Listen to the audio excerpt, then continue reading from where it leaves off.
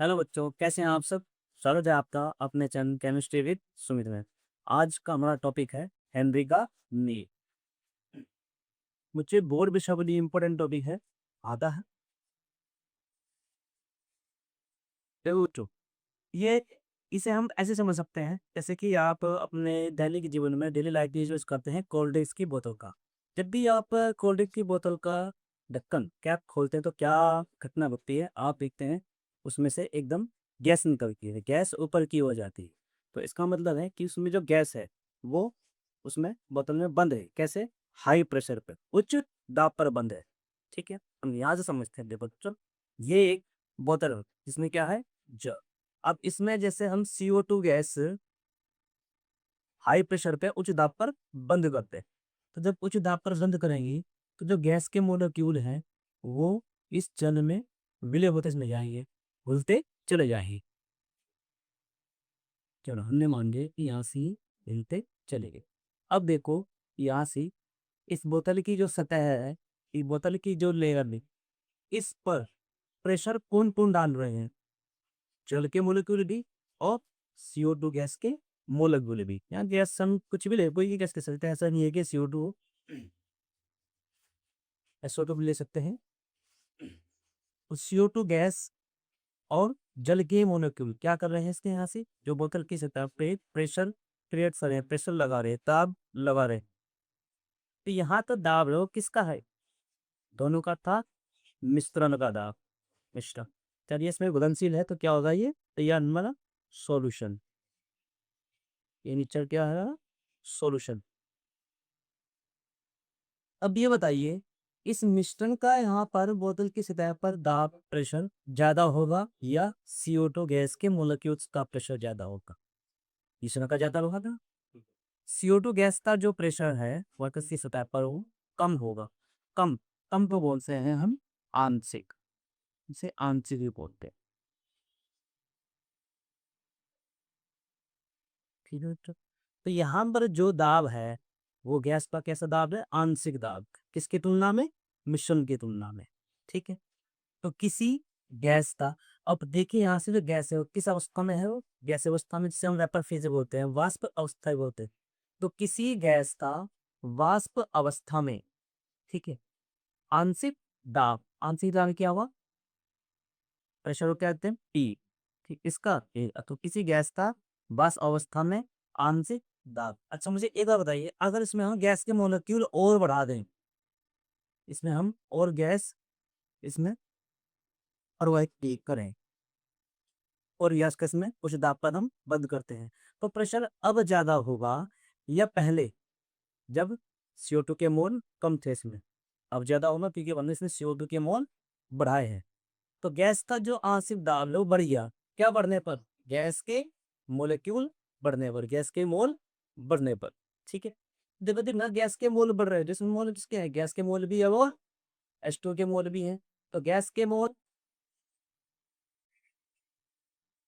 और कुल मोल किसके, H2O के और गैस के कुल मोल, इनका जो रेशो है, अनुपात है, वो क्या कहलाता है, गैस का मोल अनीस। अब गैस कौन सी है हमारी, हम कोई सी भी ले सकते हैं। ठीक है, CO2 ली हमने, CO2, और गैस हमें AgCN है, कुछ भी ले सकते हैं। ठीक है, तो जो गैस का आंशिक दाब है वो बढ़ गया। क्या? गैस के मोल बढ़ने पर, गैस के मोल बढ़ेगा, गैस का मोलस भी बढ़ेगा। तो हम कह सकते हैं कि गैस का आंशिक दाब समानुपाती होता है गैस के मोल अंश पे। जी, ये समानुपाती हटा से गया है यहाँ से, ऑस्ट्रेम के। अब नियम किसका है, हेनरी का, तो KH × X A। ये हेनरी का नियम लो की प्रयोग से क्या बनी, स्थिर ताप पर किसी गैस का वाष्प अवस्था में आंशिक दाब, मान लिया हमें क्या है, P है, विलयन में गैस के मोल्स के, विलयन में, विलयन में गैस के मोल्स के समानुपाती होता है। इसमें KH क्या है, हेनरी पिरान, हेनरी कांस्टेंट। ठीक है बच्चों, अब इसकी सीमाएं, हेनरी के नियम की सीमा। एलिस्मा से क्या हो। अच्छा अब ये बताइए, अगर हमें यहाँ पर इसमें CO2 गैस को उच्च दाब पे हमने बंद किया, अगर दाब हम और ज्यादा बढ़ा रहे हैं, प्रेशर और ज्यादा बढ़ाएं, तो क्या होगा, ये बोतल फट सकती है। ठीक है, तो ऐसी क्या भाई सीमा है, इसका मतलब है कि दाब बहुत अधिक नहीं होना चाहिए।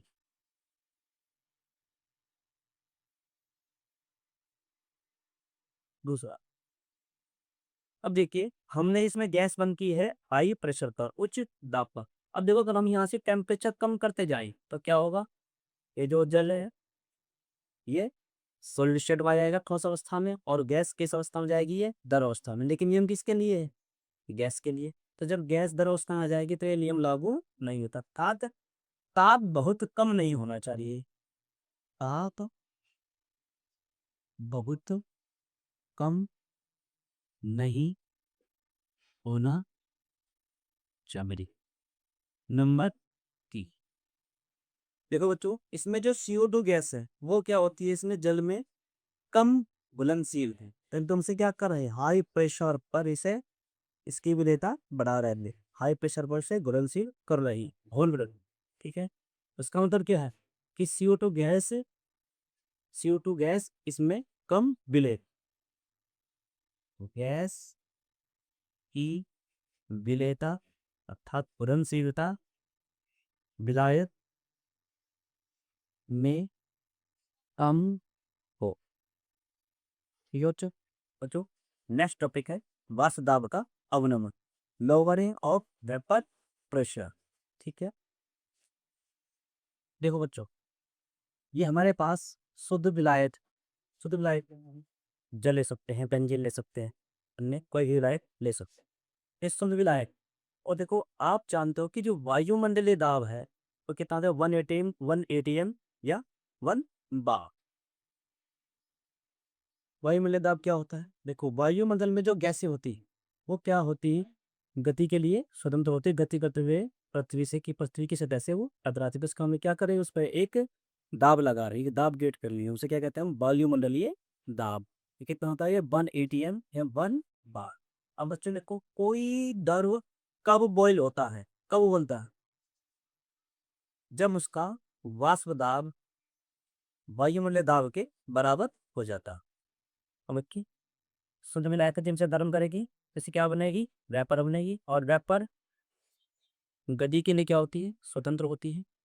पर ये कण क्या तरह है, रैपर के जो कण है इस बर्तन की सतह से और दल की सतह से टकराते हैं, तो उस पे क्या लगा रहे हैं, एक दाब लगा रहे हैं। ये क्या कहलाएगा हमारा वाष्प दाब। अब ये वाष्प दाब है किसका, शुद्ध विलायक का। मान लिया हमारा शुद्ध विलायक का वाष्प दाब बराबर A। ठीक है, अब इसमें जब कोई हम अवाष्पशील विलेय मिलाते हैं, अवाष्पशील विलेय मिलाते हैं, ठीक। तो जब इसमें विलेय मिलाएंगे तो क्या होगा, जब विलेय डालेंगे यहाँ से इधर पर अट जाए, और इसमें ये विलेय किसना आ जाएगा, इस विलायक नहीं तैयार क्या होगा, विलेय। बच्चों देखो विलयन का जो वाष्प दाब है वो क्या हो गया, कम हो गया। ठीक है, विलयन का वाष्प दाब कम, विलयन का वाष्प दाब हमने मान लिया, विलयन का वाष्प दाब बराबर ES। ठीक है, तो इसकी परिभाषा क्या बनती है, यदि किसी शुद्ध विलायक में कोई अवाष्पीय मिलाते हैं तो उसके वाष्प दाब में क्या हो गई, कमी, यही क्या कहलाता है, वाष्प दाब का अवनमन। तो वाष्प दाब का अवनमन क्या होगा, वाष्प दाब का अवनमन P0 माइनस TS। क्यों, क्योंकि विलायक में ये वाष्प दाब अधिक क्या था, ज्यादा, और जब विलय मिलाया, अवाष्पशील विलय मिलाया, तो वाष्प दाब क्या हो गया, कम हो गया। ठीक है, इन दोनों का जो अंतर है यही क्या कहलाता है, वाष्प दाब का अवनमन। ठीक है, देखो पहले जो वाष्प दाब था और अब जो विलयन दाब हुआ, दस में क्या परिवर्तन होगा, जैसे परिवर्तन किससे करते हैं हम, डेल से, इसमें प्रेशर में तो B से हम वाष्प दाब अवनमन को डायरेक्ट B से भी प्रदर्शित करता है। तो देन पी बराबर P not minus P S. ठीक है बच्चों। बच्चों इसमें एक होता है वाष्प दाब का आपेक्षिक अवनमन। वाष्प दाब का आपेक्षिक अवनमन relating lowering of vapour pressure. देखो बच्चों, जो वाष्प दाब का अवनमन है P not minus P S, इसे अगर हम शुद्ध विलायक के वार्धा पी नॉट से डिवाइड कर दें तो क्या होगा, हमारा वाष्प दाब का अपेक्षित अवनमन आ गया P not minus P S upon P not, अर्थात वाष्प दाब का अवनमन और शुद्ध विलायक के वाष्प दाब का अनुपात क्या कहलाता है, वाष्प दाब का अपेक्षित अवनमन। ठीक है, ओके दोस्तों नेक्स्ट टॉपिक है क्वथनांक का उन्नयन। ठीक है, पहले क्वथनांक को समझने से पहले हमें समझना पड़ेगा क्वथनांक क्या होता है, बॉइलिंग पॉइंट। ठीक है, तो देखो बच्चों बॉइलिंग पॉइंट क्या होता है, जिस ताप पर किसी द्रव का वाष्प दाब वायुमंडलीय दाब के बराबर हो जाता है, उस ताप पर वह द्रव उबलता है और वह ताप क्या कहलाता है, इसका क्वथनांक। क्या बताया, जिस ताप पर किसी द्रव का वाष्प दाब वायुमंडलीय दाब के बराबर हो जाए क्या कहलाता है, उसका क्वथनांक कहलाता है। ठीक है बच्चों, अब क्वथनांक के उन्नयन को हम थोड़ा सा अपने दैनिक जीवन में घटना होती है उससे भी समझेंगे। जैसे आप लोग चाय बनाते हैं तो गैस पर आप एक बर्तन में पानी लेते हैं, ठीक है, आप उसे गर्म करेंगे तो क्या होगा, बॉयल हो जाएगा। बॉयल होगा कब, जब आपने उसे उष्मा दी तो पानी उबलना शुरू हो जाता है और उसका वाष्प दाब वायुमंडलीय दाब के बराबर हो जाता है। ठीक है, तो जब आप उसमें 1 चम्मच या 2 चम्मच चीनी डालते हो तो क्या होता है, वो कुछ देर के लिए उबलना बंद कर देता है। ठीक है, फिर क्या देखते हैं हम, थोड़ी देर बाद वो फिर उबलता है। क्यों, क्योंकि उसे लगातार क्या मिल रही है, उसे उष्मा मिल रही है, यानी कि ताप उसका बढ़ रहा है। ठीक है, अब समझते हैं। देखो बच्चों, यदि किसी शुद्ध विलायक को हम क्या करते हैं, गर्म करते हैं, गर्म करेंगे तो क्या बनेगी, इसकी वाष्प। अब वाष्प बनेगी, क्या करेगी, द्रव की सतह पर बर्तन की सतह पर एक दाब लगाएगी जो क्या कहलाएगा, वाष्प दाब। तो वाष्प दाब किसका है, शुद्ध विलायक का। तो जब इसमें आप कोई अवाष्पशील विलेय मिलाते हैं, अवाष्पशील विलेय मिलाते हैं, तो जब इसे डालेंगे तो क्या होगा, यहाँ से वाष्प हट जाएगी। ठीक है, और विलेय इस विलायक में घुल जाएगा तो तैयार क्या होगा, विलयन। ठीक है, तो जब किसी शुद्ध विलायक में कोई अवाष्पशील विलेय मिलाते हैं तो उसके वाष्प में क्या हो गई, कमी। ठीक है, अब देखो, जब जल था केवल शुद्ध विलायक, जब हमने इसे गर्म किया था तो ये इसका जो बॉइलिंग पॉइंट है कितना है, 100 डिग्री सेल्सियस, क्योंकि 100 डिग्री सेल्सियस पर जल का यानी कि विलायक का वाष्प दाब वायुमंडलीय दाब के बराबर हो जाता है। ठीक है, तो जल कितने पर बॉइल होगा, 100 डिग्री सेल्सियस पर। और जब इसमें आपने कोई अवाष्पशील विलेय मिलाया तो वाष्प दाब में क्या हो गई, कमी। वाष्प दाब में क्या हुई, कमी हुई। तो अब इसने उबलना बंद कर दिया। अब इसे उबालने के लिए क्या करते हैं, इसे और उष्मा देते हैं, और उष्मा देंगे। तो जब और उष्मा देंगे तो हमने मान लिया जब विलेय में आ गया तो क्या हो गया, विलियन। तो विलियन का बॉइलिंग पॉइंट हमने मान लिया कि 110 डिग्री सेल्सियस है। ठीक है बच्चों, तो ये क्या कहलाता है, क्वथनांक का उन्नयन। यदि किसी शुद्ध विलायक में कोई अवाष्पशील विलेय मिलाते हैं तो इसके वाष्प दाब में कमी और क्वथनांक में वृद्धि हो जाती है, जो क्या कहलाता है, क्वथनांक का उन्नयन। देखो बच्चों, यदि किसी शुद्ध विलायक में कोई अवाष्पशील विलेय मिलाते हैं तो उसके वाष्प दाब में कमी और क्वथनांक में वृद्धि हो जाती है, जो क्या कहलाता है, क्वथनांक का उन्नयन। ठीक है, इसे हम ऐसे ही परिभाषित कर सकते हैं। देखो बच्चों, इसमें क्वथनांक किसका ज्यादा है, विलियन का 110 डिग्री सेल्सियस, और विलायक का क्या है, कम, कितना, 100 डिग्री सेल्सियस। ये मान लिया हमारा क्या था, T1 डिग्री सेल्सियस और ये T2 डिग्री सेल्सियस। तो क्वथनांक का उन्नयन, क्वथनांक का उन्नयन बराबर किसका ज्यादा है, विलियन का। तो विलियन के क्वथनांक में से विलायक का क्वथनांक घटा देते हैं, विलियन का क्वथनांक माइनस विलायक का क्वथनांक। ठीक है बच्चों, अब क्वथनांक के उन्नयन को हम प्रदर्शित करते हैं किससे, डेल टी बी से। क्यों, क्योंकि डेल क्या है, चेंज, ताप में क्या हुआ, इसके परिवर्तन, क्वथनांक में क्या हुआ, परिवर्तन।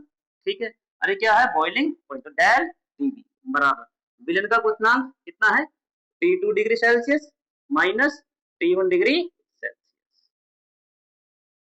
ठीक है बच्चों। जो नेक्स्ट टॉपिक है क्वथनांक उन्नयन विधि से क्ले का मोलर द्रव्यमान ज्ञात करने की समीकरण। देखो बच्चों, अब इनसे एक बात बताओ है, अगर हम मान लें कि इसके जो है ना 5 मोल ही आवास फिर मिले, ये इसमें उपस्थित है किसमें 1 किलोग्राम विलायक, ठीक है, ये 1 किलोग्राम विलायक, तो क्या होगा मोल पर किलोग्राम क्या होगी मोल होगा। अच्छा ये बताइए इसमें हम 5 मोल डालेंगे तो वाष्प दाब तब कम होगा या 5 मोल और डाल दें तब और ज़्यादा कम होगा। जब हम इसमें 5 मोल और ज़्यादा डाल देंगे तो इसका जो वाष्प दाब है और ज़्यादा कम हो जाएगा, तो क्वथनांक भी और ज़्यादा बढ़ जाए। ठीक है, तो देखो इसमें अगर हम विलेय की जो मात्रा है, विलेय की सांद्रता बढ़ा रहे हैं तो क्वथनांक भी क्या होगा बढ़ जाए। देखो 5 मोल डालने पर हमने मान लिया कि 5 मोल विलेय डालने पर जो विलयन का क्वथनांक है 5 पूर्व विलय डालने पर विलयन का क्वथनांक ये मानो। अब इसमें देखो अगर हम 5 मोल विलेय और डाल दें तो वास्तव क्या होगा और कम हो जाएगा। ठीक है, अच्छा बॉईल करने के लिए हमें और उसमें देंगे इसे, तो इसका जब क्वथनांक है क्या हुआ बढ़ जाएगा। अब मान लिया कि माना विलयन का क्वथनांक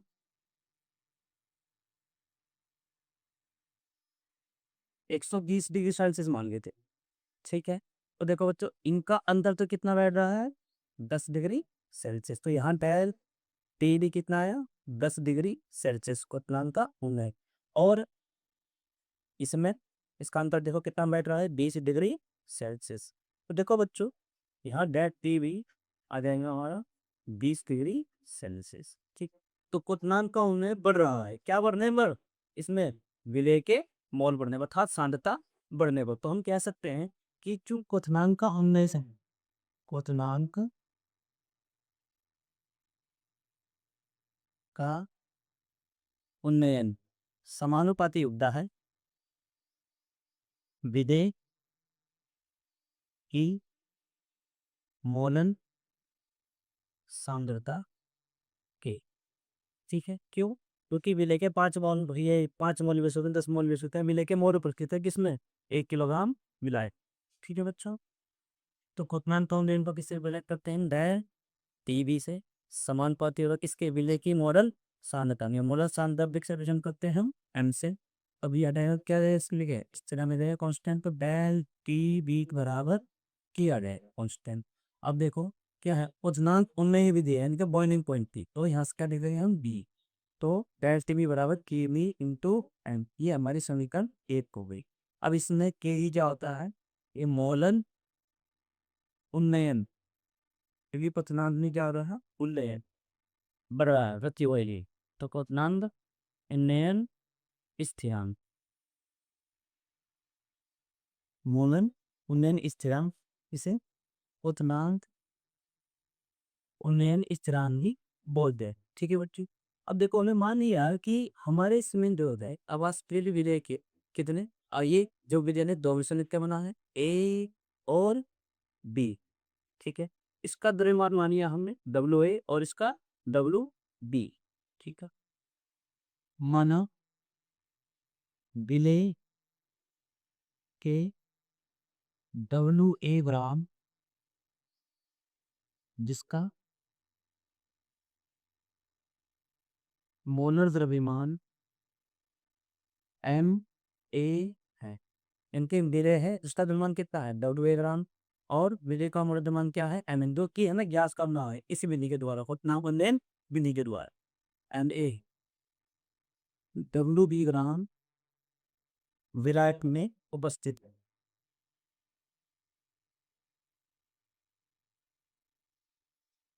उपस्थित सोचो ये विलेय अवयव है, इस पे डब्ल्यू ए ग्राम उपस्थित है किसमें डब्ल्यू बी ग्राम विलायक। ठीक है, और विलेय का मोलर द्रव्यमान क्या मान लिया हमने एम ए, तो मोलरता क्या होती है मोलरता होती है विलेय का द्रव्यमान बटे विलेय का मोलर द्रव्यमान इंटू विलायक का द्रव्यमान किलोग्राम। ठीक है, यहाँ पर क्या आ जाएगा विलेय का द्रव्यमान WA, विलेय का मोलार द्रव्यमान Na गुना विलायक का द्रव्यमान WB। अब ध्यान रखा, देखो यहाँ सी जो विलायक का द्रव्यमान है इसमें है ग्राम में, जबकि मोलरता में क्या होता है, एक मोलरता क्या होती है, 1 किलोग्राम विलायक में उपस्थित विलेय के मोलों की संख्या। तो इस WB ग्राम को किलोग्राम में विलेय से 1000 से हम डिवाइड करते हैं, तो जब 1000 से डिवाइड करेंगे तो एक हिस्सा कहाँ हो जाएगा, ऊपर। ठीक है, कैसे हम ये देख देखते। अब देखो m का जो मान हम कहाँ रख सकते हैं, समीकरण 1 में ले सकते हैं। m का मान समीकरण 1 में रखने पर, ठीक, डेल टी बी बराबर क्या होगा, के वी इंटू एम की जगह ये रख दे, WA into 1000 upon NA into W। देखो इस फॉर्मूले के द्वारा क्या पा सकते हैं हम, क्वथनांक को नहीं यहाँ पा सकते हैं यदि हमें क्या दिया हो, मोलर द्रव्यमान। लेकिन टॉपिक क्या है हमारा, क्वथनांक निर्देशित विलेय का मोलर द्रव्यमान ज्ञात करने की सन्निबंध का मोलर द्रव्यमान में गदे लाएंगे MA बराबर KB गुना WA गुना 1000 बटे डेल TB गुना WB। ये विलेय का मोलर द्रव्यमान ज्ञात करने की समीकरण। अब इसमें WA क्या है, विलेय का द्रव्यमान, विलेय का द्रव्य। WB क्या है, विलायक का द्रव्यमान। NA विलेय का मोलर द्रव्यमान। KD क्या है, मोलर उन्नयन स्थिरांक। NA डेल TG क्वथनांक का उन्नयन। ठीक है बच्चों, ये दो टॉपिक क्वथनांक और विषय विलेय का मोलर द्रव्यमान याद करने की समीकरण। अभी बच्चों देखो इसमें एक ना 2 नंबर में, एक नंबर में कभी कभी ऑप्शनल टाइप जो क्वेश्चन होते हैं पूछ लेता है। क्या, देखो अगर हम इसके मान लो कि हमने ले या 5 ग्राम लिया, ठीक है, या 10 ग्राम ले लिया विलेय, ठीक है, तो सब क्वथनांक क्या होगा, जब से विलेय मिलाएंगे तो विलेय का क्वथनांक क्या होगा, बढ़ जाएगा। ठीक, अगर 5-10 ग्राम और डालें तो क्या होगा, विलेय का क्वथनांक और बढ़ जाएगा, वाष्प दाब और कम होगा, क्वथनांक और बढ़ जाएगा। तो देखो जो डेल टी भी बढ़ रहा है, क्या डालने पर, अवाष्पीय विलेय की मात्रा और बढ़ाने पर उतना कौने भी बढ़ रहा। तो हम कह सकते हैं कि दैट टी भी समानुपाती होता है मोलर सांद्रता की, मोलर सांद्रता की। ठीक है, और देखो बच्चों जो क्वथनांक है, विलेय का क्वथनांक है सदस्यता, जो हमने कम मात्रा में विलेय डाला था, और जब विलेय अधिक मात्रा में डाला तो क्वथनांक क्या होगा, बढ़ गया। तो हम ना क्या कहिए कि जो बॉइलिंग पॉइंट है समानुपाती होता है मोलर सांद्रता के। ठीक है बच्चों, अभी पढ़ा था हमने क्वथनांक और निर्मिति से विलेय का मोलर द्रव्यमान ज्ञात करने की समीकरण। अब देखिए उस पर नवेरिकल देखते हैं। जैसे एक क्वेश्चन है, बेंजीन का क्वथनांक 353.23 केल्विन है, 1.8 ग्राम अवाष्पीय विलेय को 90 ग्राम बेंजीन में घोलने पर विलयन का क्वथनांक 354 क्या हो जाता है। विलेय का मोलर द्रव्यमान की गणना कीजिए, और बेंजीन के लिए के भी हमें दिया है 4.53 कैलोरी किलोग्राम पर मोल। ठीक है, देखो बच्चों ये बेंजीन आपको बताया तो अपना अवाष्पीय विलेय 1.8 ग्राम, बेंजीन 90 ग्राम, ये है 90 ग्राम बेंजीन। इसमें क्या है 1.8 ग्राम अवाष्पीय विलेय।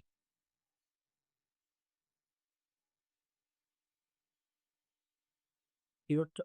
तो ये विलय हो गया और ये मिलाए। तो देखो भाई विलय अवयव ए और ये अवयव डी। तो हमने बेंच जो अबास्किल विलय दिया है डब्ल्यू ए, इनके विलय का द्रव्यमान कितना दिया है 1.8 ग्राम। ठीक। और बेंजीन बी है, बेंजीन विलायक डब्ल्यू डी 19 ग्राम।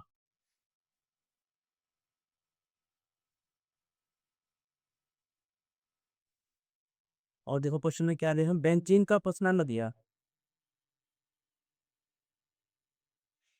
बेंजीन का क्वथनांक ठीक 3.23 केल्विन।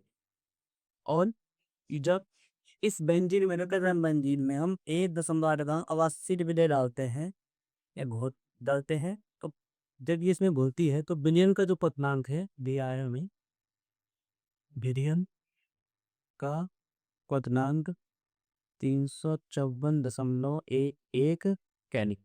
ये बच्चों तो विलय का मौलिक द्रव्यमान हमें निकालना है और के डी दिया है हमें कितना 2.53 केल्विन किलोग्राम पर मोल। ठीक है बच्चों। तो विलय का वर्तमान क्या तो नहीं क्या से निर्भर थी, एन ए बराबर के बी गुणा डब्ल्यू इंच गुणा 1000 बटे dead T V into W D. ठीक है बच्चे। अब देखो इस फॉर्मूले के अनुसार क्वेश्चन में हमें क्या क्या दिया हुआ है, देखो के वी हमारे पास है, ठीक है ये रहा, डब्ल्यू ए है ये रहा, डब्ल्यू बी ये रहा। हम क्या चाहिए हमें डैश टीवी, तो डैश टीवी हम निकालने, एल टीवी क्या होता है क्वथनांक का उन्नयन, आपको पता था विलियन और विलायक के क्वथनांक का अंदर। तो देखो विलियन का क्वथनांक दिया है हमें, डायरेक्ट नहीं क्या होगा विलियन का क्वथनांक माइनस विलायक का क्वथनांक। तो विलियन का जो क्वथनांक है 354.1 केल्विन माइनस बेंजीन का विलायक का जो क्वथनांक है 353.23 केल्विन। ये बच्चों तो जब किसी ऐसी उसे माइनस करेंगे तो ये आएगा 0.88 केल्विन। ये वैसे फॉर्मूले पुट कर देते हैं कि ये इतना है हमारे पास 2.53 ना डब्ल्यू ए 1.8 होना 1000 बटे डेल टी बी 0.88 गुना डब्ल्यू बी 90।